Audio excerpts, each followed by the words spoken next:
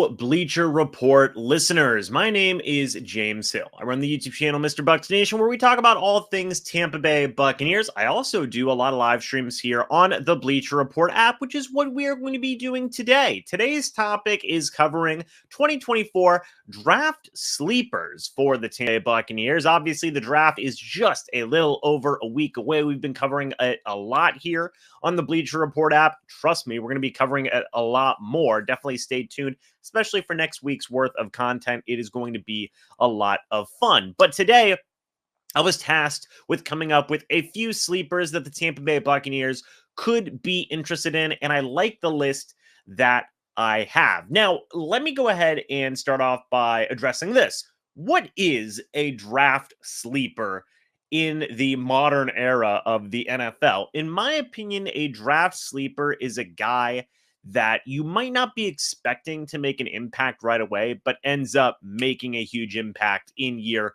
number one. Great example for the Tampa Bay Buccaneers is Yaya Diaby. He was a third-round draft pick out of Louisville last year, ended up being a starter and a good starter at that for a majority of the Bucs season last year. That's a draft sleeper. That's a guy that I think coming into the season, a lot of people were not expecting him to make an impact and have a high-level role right away, but that's what ended up happening. Now, you can have some differentiation between whether or not you believe a guy is going to have a good upcoming year. For example, just in the guy that I have on the screen right now, Adrian Cooper, you could believe he's going to be having a good season this upcoming year, but does that truly make him a sleeper? I don't know. I think it's definitely a guy that not a lot of people are tabbing to have a good year, right? If I told you that, again, back to our example of Yaya Diaby was going to have a 7.5 sack season in year number one, I think like 95 to 97% of people probably wouldn't think that. So that's kind of, in my opinion, what makes a sleeper. So with that being said, now that I've got that description out of the way, let's talk about the first guy here on my list. It's Adrian Cooper, inside linebacker out of Texas A&M, 6'2", 230 pounds, is graded to be an eventual average starter, which I don't think is fully fair to Mr. Cooper. You take a look at his overall combine numbers, there's a lot to like. A 4.51 40-yard dash, 1.54 10-yard split, a 34.5-inch vertical jump, a 9-foot 10-inch broad jump. Again, Adrian Cooper went out there and did really well at the NFL Combine, all things considered. Now, it is unfortunate we didn't get to see, let's say, a lot of the agility of Cooper and his strength with the bench press as well, but there are still a lot of good things there. He gets comparisons to Devin Lloyd by Lance Zierlein. The reason I say that this is a sleeper is I think very highly of Cooper coming out of Texas A&M. And while there has been some murmurs, there has been some conversations of him going possibly even in the first round, maybe even in the second round as well. The reason I have him as a sleeper is because I think that he can make a high level immediate impact on the Tampa Bay Buccaneers if he were drafted. Right now, the inside linebacker position is, I would say, good, all things considered. You have Levante David, you have KJ Britt, and you have Servassier Dennis. So you've been investing a little bit in young guys in the past couple of drafts, but it's not necessarily what I would call high-tier investments. Both KJ Britt and Servassier Dennis were fifth-round picks, so you could certainly add more to that room. Yes, you did bring back Levante David, but is this upcoming year going to be his last one? We don't know. So you could certainly add to that room. You did lose Devin White in free agency to the Philadelphia Eagles, and while some people, may not have had the best separation with Devin White in terms of the fan base and whatnot, given all the different types of things that happened with White throughout this past year with the trade request and getting benched and whatnot. Point being is this, the Bucs used Devin White a lot. I mean, a lot, especially as a blitzer throughout his initial 5 years here in the NFL, all being with the Bucs. This is where I think a guy like Adrian Cooper can come in. Yes, while you could experiment with the idea of KJ Britt and Servassier Dennis being blitzing inside linebackers, especially Servassier Dennis, that's what he did at Pitt. I think Cooper is a guy that would fit seamlessly, like a glove, into this Bucs defense and really give you some of what Devin White gave you, but also do some other things differently in a positive way as well. I think Cooper is a solid tackler. I think Cooper can do very well in coverage. I think that Cooper is just an all-around very solid linebacker production score. He was ranked 4 coming out of the NFL Combine. Athleticism, he was ranked 5 coming out of the NFL Combine. He's graded as the second highest scoring linebacker in the entirety of the post-combine rankings, so to speak. I like Cooper as just an all-around, go after it, get it type of linebacker. I personally would view him as a guy who could take over that number 1 role after Lavonte David does eventually retire. It is coming, folks. And if you have a future linebacker core of Edgerrin Cooper, of KJ Britt, possibly, he will be at the end of his contract after this upcoming year, as will Lavonte David and Servassier Dennis. It's a decent linebacker core, in my opinion. It's youthful. It's got some good potential there. And you have a lot of different guys who can do a lot of different things. You've got your pure run-stopping guy in, let's say, KJ Britt. You've got your more pure blitzing kind of guy in Servassier Dennis. Then you've got your all-around do-it linebacker in Edgerrin Cooper. I think that he could make an immediate impact in year number 1, especially whenever you pair him up with a guy like Lavonte David. The next player I want to take a look at is another player I've talked about a little bit here on the Bleacher Report app. It's Mason McCormack, offensive lineman out of South Dakota State. Now, I believe I had him in Bleacher Report mock draft. I believe that was the case. And there is an understandable reason as to why. He was the most athletic guard coming out of the NFL Combine. And I will say this, the Bucs love having athletic offensive linemen, guys who can play multiple positions. Now, in terms of production, at South Dakota State, that does temper expectations. That's the word. It does temper expectations for what you should fully expect from Mason McCormack in year number 1. But the Bucs have not been shy to draft, let's say, smaller school offensive linemen in the past. Ali Marpet came out of Humboldt. You have Cody Mock literally last year coming out of North Dakota State. South Dakota State's been very good for a long time. If you do pay attention to some of the rankings in college football, like they haven't lost, or I believe they may have lost like 1 game in the past like 2 or 3 years. They're a really good collegiate program, and Mason McCormack was a big part of that. Again, 5.08 40-yard dash, 1.71 10-yard split, 35.5 vertical jump. That's crazy for a guy that's 6'4", 309 pounds, by the way. A 9'9" broad jump, 7.59 cone drill, and a 4.45 20-yard shuttle. We didn't get to see him do the bench press. Maybe that was purposeful on the point of Mason McCormack and his team. Maybe he had some type of minor injury. Maybe he just didn't feel like doing it. I don't know.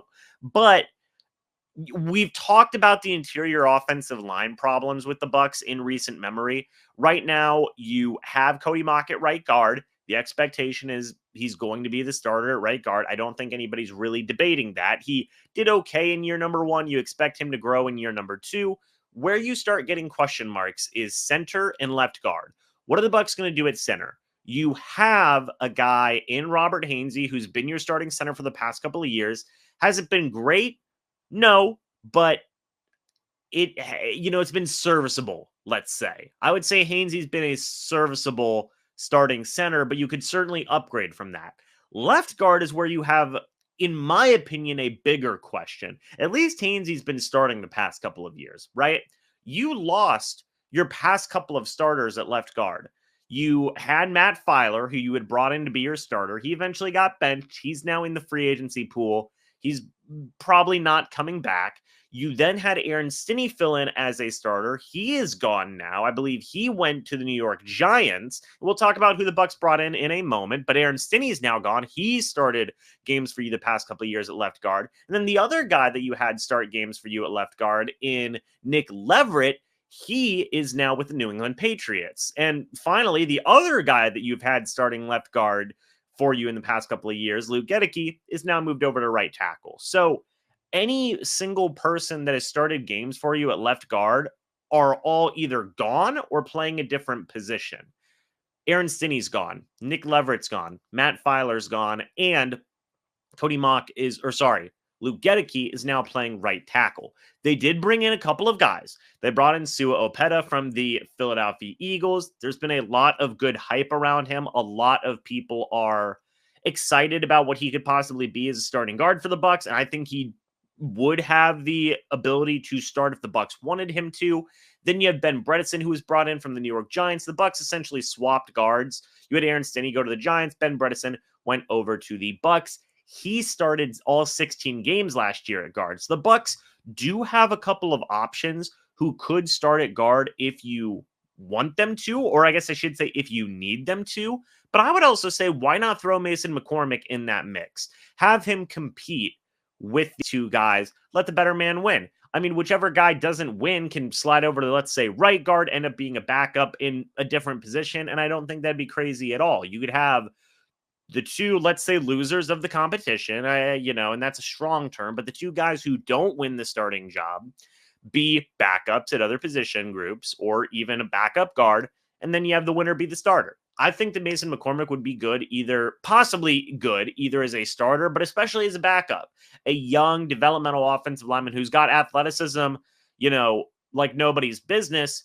You put him in an NFL system. You have him grow in an NFL system, learning from guys like being next to Tristan Wirfs, possibly next to Robert Hainsey, or if you wait to draft Mason McCormack, let's say you can get him later in the draft, Jackson Powers-Johnson in round number 1.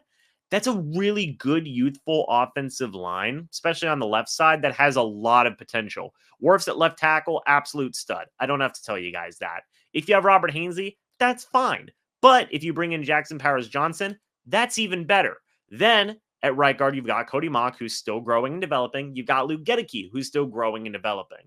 It'd be an offensive line with a lot of potential that continues the continuity of just continuing to invest, right? I do expect the Bucs to take at least 2 interior offensive linemen in this upcoming draft. I think Mason McCormack should be one of them.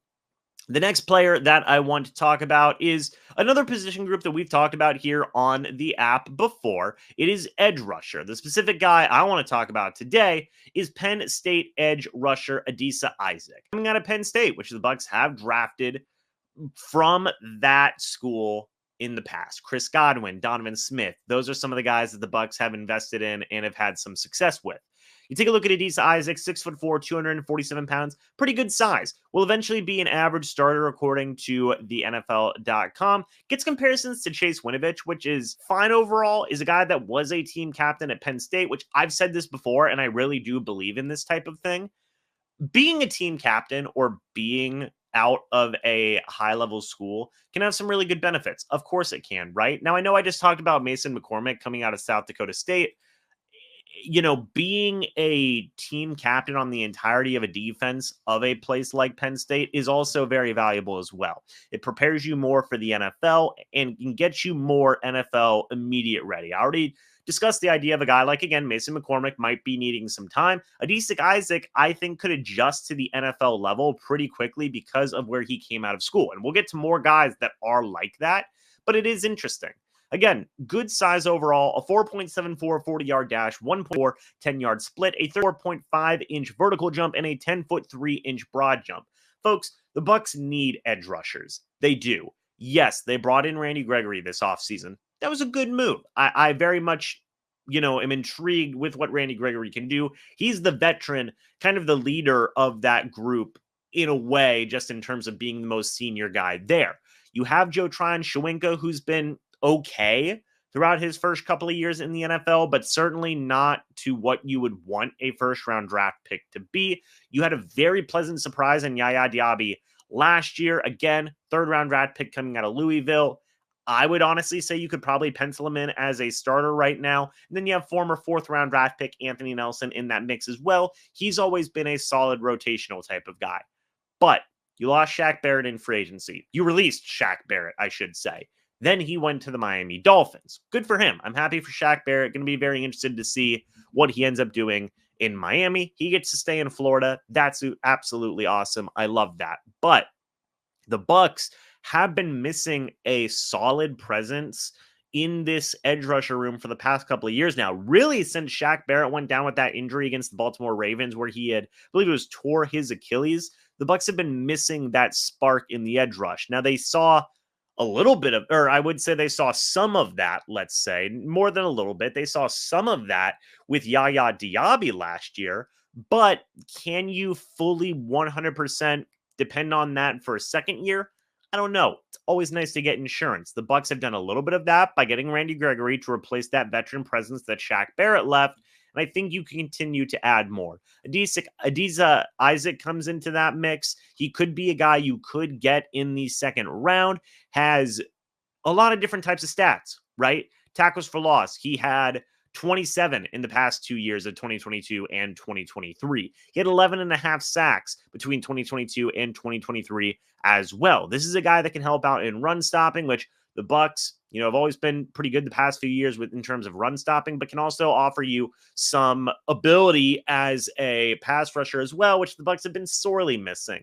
You have Kalijah Kancey and Vita Vea in that mix as well, but you can always continue to add to that. I do think the Bucs are going to add an edge rusher in the early rounds of this draft. Adisa Isaac is a guy, maybe you add in round 2, maybe round 3, maybe round 1, but I'm thinking more so maybe round 2 or round 3.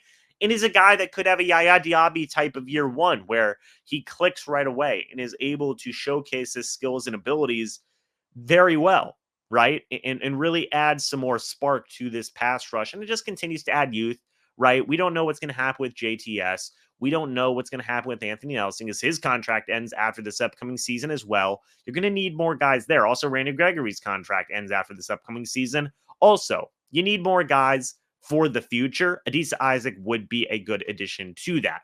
The second to last guy I want to talk about here, folks, is another interior offensive lineman. It is Zack Zinter, guard out of Michigan. Now, this gentleman is projected to be a 4th-round selection by Lance Zierlein. He gets comparisons to Graham Glasgow, who had a starter in this league. Zack Zinter, 6'6", 309 pounds, is graded to eventually be an average starter. I like that the Bucs have explored the idea of a few Michigan guys. And it makes sense. A lot of teams be doing that. Michigan won the national championship. They have a lot of good things going for them. And I think with Zack Zinter, this is another guy, much like in the case of Adisa Isaac, is a guy who would be quicker to pick up NFL speed, right? And getting a guy like this in the 4th round, I think he could be potentially a starter for you in year number 1. But if you give him a year or 2 to learn and grow at an NFL speed, I think he'd be a starter for you by year 2 or year 3. And I don't think that's a crazy thing to say at all. We don't know his exact numbers at the combine, but you take a look. He was a first team all Big Conference in 2022, started all games at right guard in 2022 as well. The team won the Joe Moore Award for the best offensive line in the nation. Then in 2023, he was a first team All-American, first team all Big Ten Conference. He was a finalist for the Academic Heisman Award, which was the William V. Campbell Trophy. So you know that this guy is a smart guy, a heads-up type of player, a guy that is really going to give it his all. He was the team's top offensive lineman award winner, was the team captain for Michigan. Like I said earlier, to be a team captain for a big school is one thing, but also in the case of this, to be a team captain for a team that won the national championship is awesome. Now, he did miss the final 3 games after suffering a broken tibia and fibula in the win over Ohio State. It's probably why we didn't see him do anything at the NFL Combine, if I had to guess. But Zinter is a guy that if you bring him along, if he is fully healthy, and maybe that injury is what has dropped him in this pre-draft process, I think you may have a starting guard on your hands. And I don't think that is a crazy thing to say at all. Finally, folks, the last name that I want to take a look at here, it's another guy I had in a mock draft recently.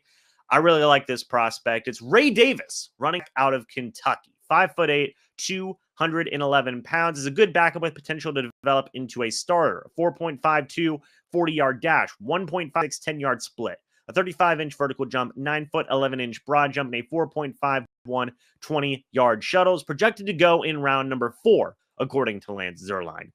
This guy reminds me so much of Doug Martin, and I know it's an easy comparison, right? Like, oh, 5'8" running back, LOL, Doug Martin, muscle hamster. But this guy has connections to the Bucs. Liam Cohen, Bucs current offensive coordinator, was Ray Davis's head coach last year. That's the first connection. The Bucs need a power back. You've got two. Let's say this. You've got your all-around running back in Rachaad White. You've got more of your blocking, receiving running back in Chase Edmonds. You need a guy who can be a backup with power, a guy that you can give it to on the 1 yard line. He's going to tuck in and literally just transform into a literal bowling ball and roll into the end zone. That guy's Ray Davis, in my opinion. And I really like his ability. I like what he did at Kentucky. He was an absolute beast in his final year. He did play, for a couple of different schools, Temple and Vanderbilt and whatnot. But in his final year, his only year at Kentucky, he was the second team all SEC, which is not easy. The SEC is a very good school. Very good conference, I should say. 1,129 rushing yards on 199 carries. 14 rushing touchdowns, 7 receiving touchdowns, 323 receiving yards, set a school record with 21 total touchdowns. And he has 14 siblings, which is just absolutely crazy. But I like Ray Davis. I like his ability for what he brings at a potential NFL level. Really wouldn't shock me at all if the Buccaneers were to draft this guy because of the need, because of the connections, and just the overall value. I think it's a really, really good pick and a guy who would be an excellent addition to this running back room whenever you pair him up with Rachaad White and with Chase Edmonds as well. But folks, those are my sleepers for the upcoming NFL draft. What do you guys think? Let me know your thoughts and opinions. I would love to hear them. Thank you guys so much for watching this live stream here on the Bleacher Report app. We have a lot more live streams coming up where we talk about all things Tampa Bay Buccaneers. Again, my name is James. Run the YouTube channel MrBucsNation. Also, here on the Bleacher Report app, you can find things not just about the Tampa Bay Buccaneers, but I'm talking about NFL, MLB, NHL, NCAA, everything in between regarding sports. You're going to want to come right here to the Bleacher Report app to check it all out, where myself and other creators make a lot of live streams, folks, and just everything else between articles, videos, everything in between. It's a beautiful thing. Anyway, guys, thanks so much for watching this live stream. Hope you all enjoyed. Again, my name is James Hill. As always, folks, I'll see you all in the next video or the next live stream. But until then, and as always, guys, goodbye for now, and go Bucs.